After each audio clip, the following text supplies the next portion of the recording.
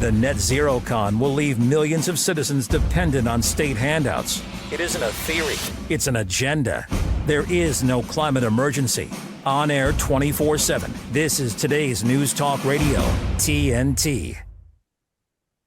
Now, over the past few days, Dubai, the desert city, has been subjected to torrential rain, which has seen passengers enduring chaotic scenes at airports and people forced to sleep in their cars. Up to 10 inches of rain has fallen, and with it, stories of people having to endure the aftermath. One of those is Radha Stirling, lawyer, human rights advocate, and so much more, as we've just been discussing in the break. Radha, welcome. Thank you for joining today's News Talk. Thank you, Sonia. Yes, it's quite surprising, I suppose, to see Dubai flooded to the extent that it has been. I mean, when we saw it in Oman sort of coming down the hills, you can imagine it's a bit like Spain, where you get that same sort of flooding. But it was quite surprising to see Dubai underwater, including shopping malls, airports. And I think it's ruined a lot of people's travel plans, including just the transit stops, because obviously it's a major hub for transit from Europe to Australia and Asia. Now, you obviously have a particular interest in Dubai. Can you tell our viewers why that is? Yes, over the past 16 years now, our organisation Detained in Dubai has been helping foreigners who run into trouble in the legal system there. And so for me, it's been a quiet few days since the flooding. I think the police haven't made too many unfair arrests. And yes, but 16 years and I think 20,000 people we've helped over that time. So it is one of those cities where it may look glossy and glamorous to visit in the brochures, right, but you do have to be very, very careful. Right, exactly. And how are residents and businesses coping with this onslaught at the moment? It's not the first time it has flooded. I think the rains have been getting stronger each year, and certainly some of the other Emirates have experienced significant rainfall over the past few years. But it was so bad that I think people had thought that authorities had seeded the clouds, with their weather technology, the weather changing technology. So Dubai authorities confirmed that they, in fact, didn't seed the clouds, but the weather was just so shocking, I think. And of course, businesses are going to be finding it difficult. Luckily, the city doesn't tend to experience some of the other issues that perhaps America might experience, like looting and crimes of, that sort of break-ins and thefts. So I think it's quite good. They'll recover quickly. The authorities are able to respond, and I'm sure they'll have the airport back up and running soon.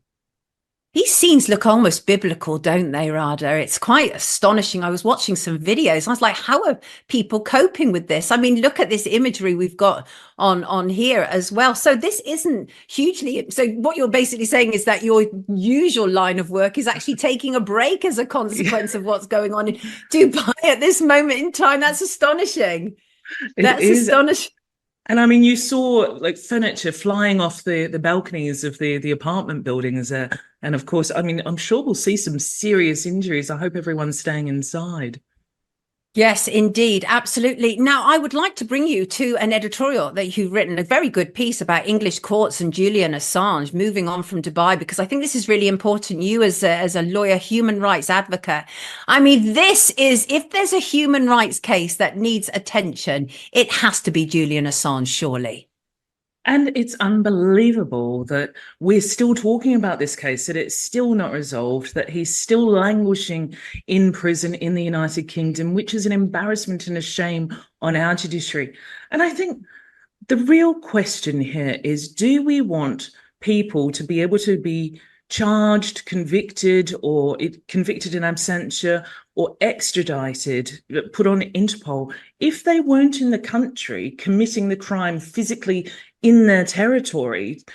It just seems strange to me. We wouldn't accept it from certain countries. Let's say Saudi Arabia charged a British citizen or an American citizen with espionage or some similar charges. We would never ever consider extraditing to Saudi, even if we had an extradition treaty. We just wouldn't allow them to charge people who have not even entered the country's jurisdiction physically. So I think that's a really important issue. And it's something that I'm seeing not just in Julian Assange's cases, but many of the other cases that I've dealt with. We had another British citizen never step foot inside America, and America decided to charge him with violating US sanctions, even though he didn't violate British sanctions, international law. So America is essentially saying everyone on the planet Earth needs to follow American law, needs to understand American law and abide by that law. And we're not being taught it in schools. So it's actually quite a new but frequent issue that foreign citizens are being charged under US law they had no idea they had to follow. And I think that's absolutely outrageous. It's exporting. Goodness. Yeah, no, I was just going to say, thank goodness for somebody like you, though, being able to help people, because so many people, they're essentially like, they get trapped abroad, don't they, in these horrendous, untenable situations. And that's where you come in. And I think it's so wonderful what you're doing. But in terms of Julian Assange, how do you interpret the assurances that the US gave to the British courts? With some cynicism, I detect. Oh, 100%. I mean, the United Kingdom cannot take any assurances seriously coming from the US, and there's no way for the UK to enforce those assurances. If they extradite Julian Assange and the US breaks these assurances, he ends up potentially facing the death penalty or being charged with additional crimes that would render the assurances void. Or, you know, there's so many assurances. I've seen someone else, a British citizen, extradited from Thailand to the UAE, and the UAE had given assurances to Thailand that they would remove some part of the sentence from the time already spent. But they didn't do it, and Thailand had no way to enforce that agreement. In the same way, the US absolutely will not adhere to any promises made to Britain, and the British government will not do anything to enforce that. If the US violates that agreement, the UK is just very submissive to the US at the moment, and the US knows that. Exactly, lapdog stuff. Do you agree with Stella Assange's characterization of the assurances as weasel words? Certainly, absolutely. I mean, Stella really hit the nail on the head there. It's just a lick and a promise, and it means nothing. It means nothing to the people making it, but it should mean something to the British courts, because they do have enough evidence, enough justification and legal reasoning to deny the extradition to the United States based on several factors, one of them being mental health, one of them being the risk of an unfair trial, discrimination, as I believe was discussed recently, and that is that First Amendment rights in the US regarding free speech would probably not apply to Julian Assange. And so there's a number of reasons that the British courts could deny the extradition on the basis of. They have done in other cases where America has tried to extradite people, and they've denied those extraditions even just 2 years ago. Someone was considered perhaps a suicide risk and with mental health issues. Now, Julian Assange... So there's a precedent, right? There is a precedent. Radha, let's go to some news headlines and we will be right back.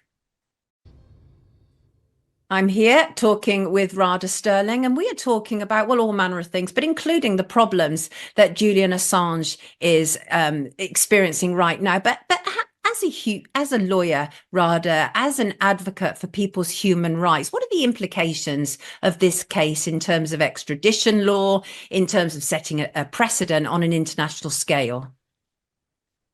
You know, it's so concerning, this case in particular, because it's so high profile.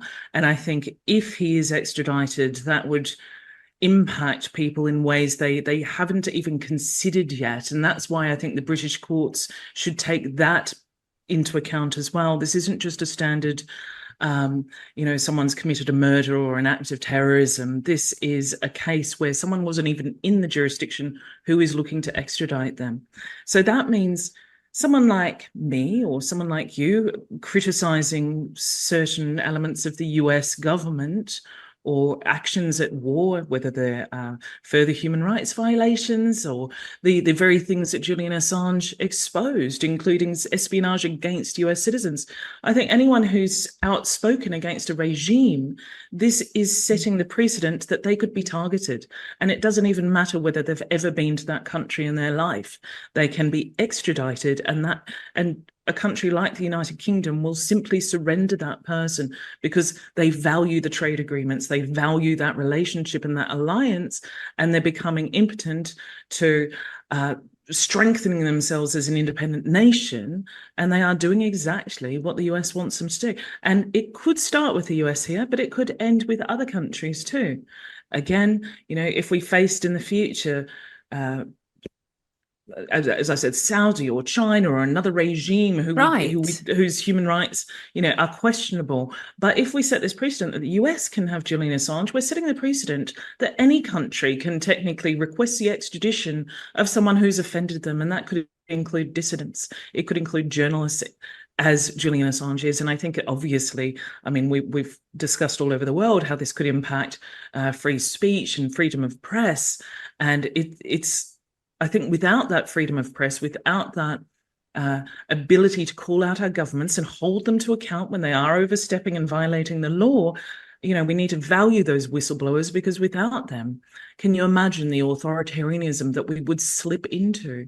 The very values that we criticize China for having in their government, the oppression, the authority, the power over citizens, we would see exactly that if we're not even allowed to talk about it, not even allowed to debate it or bring it to the public's attention.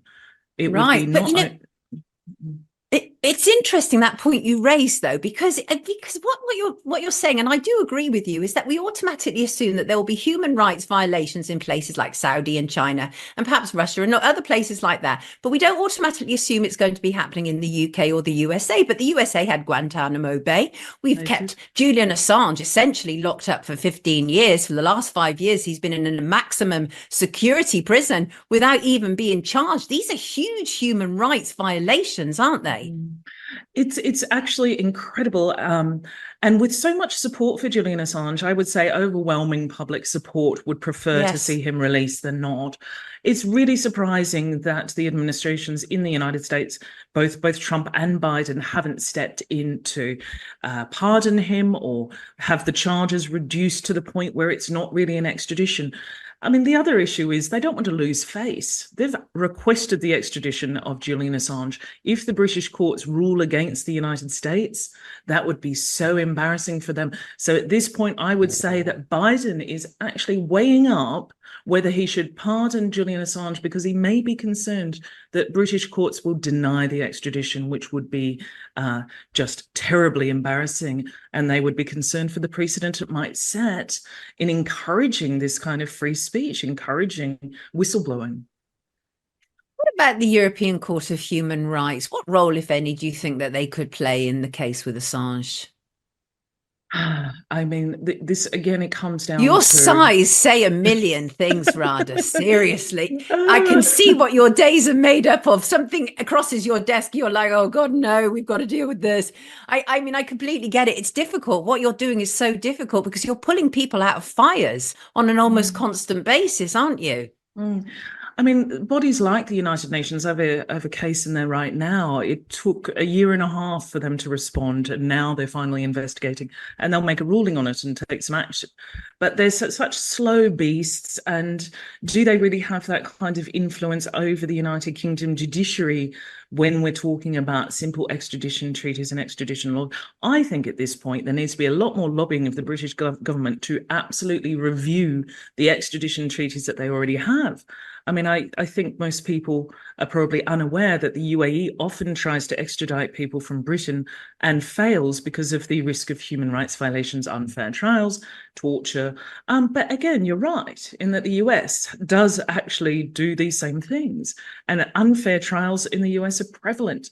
People are often bullied into guilty pleas and entering plea arrangements for crimes they haven't even committed because they're afraid they're going to get a life sentence or the death penalty. This is not the same legal system in the US that we're accustomed to in the UK. So I think that's something that needs review. So much needs review. We should be putting you in charge of all this. I'm sure you'd have it sorted out in no time. So Radha, the problem, of course, now is we are waiting to see what the UK courts are going to decide with regard to America's reassurances. What do you think they will? Please tell me they will deny America the ability to extradite Julian Assange. So every time we think we're coming to a final decision, it's extended. And I do think that perhaps these extensions are to give the US an opportunity to voluntarily withdraw their request and save face as a sort of an alliance favour. And I think the US would be well advised to do that. However, they do have sufficient evidence to deny that extradition. And I think I'm going to err on the side of trusting that they will make the right decision on that one. They have in many other cases, including especially UAE extraditions. And I've seen the reasoning for that. And I believe that the legal team for Assange has demonstrated sufficient reason for the UK to deny that extradition. I mean, I just find it extraordinary. I've talked to Julian's father. I've talked to Kristin Hrafnsson, obviously editor of WikiLeaks. I've talked to a number of people around this, and everybody is absolutely bemused by that. The fact that the High Court judges essentially allowed further political intervention in this case. But it is unquestionably political, isn't it? I don't think anybody can deny that at this stage. Yes, and I don't know how we can allow this to go on. I think we do need, potentially third parties. We're getting to the point where we're not being heard as the public. The people that we are electing aren't doing what we, hope that they would do. And I think it's just become untenable. And it would be great to see some fresh blood, a fresh party, and to hold those parties to account for simply not representing us and what we want in our future. I think I've been quite astounded that it's only really like Jeremy Corbyn, for the most part, in terms of political representation, who've come out on behalf of Julian Assange. And I think that politicians have been as remiss as media. Journalists should be up in arms, and so few are, because this has a chilling effect. And you will know that more than most people, the chilling effect of a scenario like this. It's not just about censorship, and it's not about cancelling somebody. That's bad enough. This is about ruining someone's life, targeting them, having them locked up without charge, without conviction, and persecuting. This is state political persecution. We don't accept it from other countries. Why are we accepting it from our Western allies? Absolutely. Couldn't agree with you more. I echo every word this lady on the screen is saying. Thank you so much for joining us this morning on the Sonia Poulton Show on today's News Talk. Everybody, this is Radha Stirling, and you can hear she talks a great deal of good sense. We'll be right back.